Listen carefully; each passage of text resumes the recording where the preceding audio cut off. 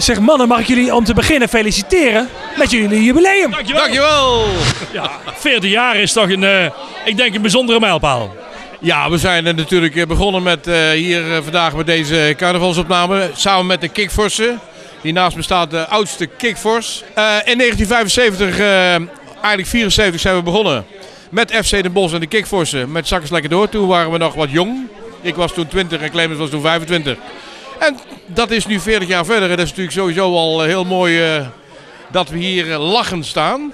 Voor mevrouw uit Appelscha. Nee, maar het is een heel bijzonder begin van een 40 jaar Deurzakkers. We leven inmiddels wel in 2015. Andere tijden. Kijk, de Kikforsen en zeker in Oeteldonk in het 's-Hertogenbosch. Daar wordt nog traditionele carnavalsmuziek gemaakt. Door de kapellen. In een lekker tempo. Daarom hebben wij ook Zakkers Lekker Door opnieuw opgenomen. En we horen nu al heel veel terug van de mensen. Dit is tenminste weer eens echt carnaval. Hier hebben wij op zitten wachten. Het traditionele. U heeft namelijk ook een jubileum te vieren, toch? Ja, uiteraard. Ik ben er pas 30 jaar bij, dus... En 8x11. 88, hè. Ja. De Kikforsen, 88 jaar de Kikforsen. 88 jaar, dat gaat super worden. Kijk, elke muziek die wij maken, die is leuk.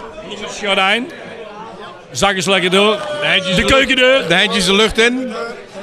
Goed, maar deze twee heren hebben wel mijn hartje gestolen. Hebben jullie al een beetje gehoord wat de concurrentie dit jaar allemaal heeft gedaan of gaat doen? Ja en nee. Ik ben nog niet helemaal op de hoogte, moet ik eerlijk zeggen. Helemaal niet. Ik heb nog niets gehoord. Ik heb nog niets gehoord. Ik ben ook niet... Het is heel simpel.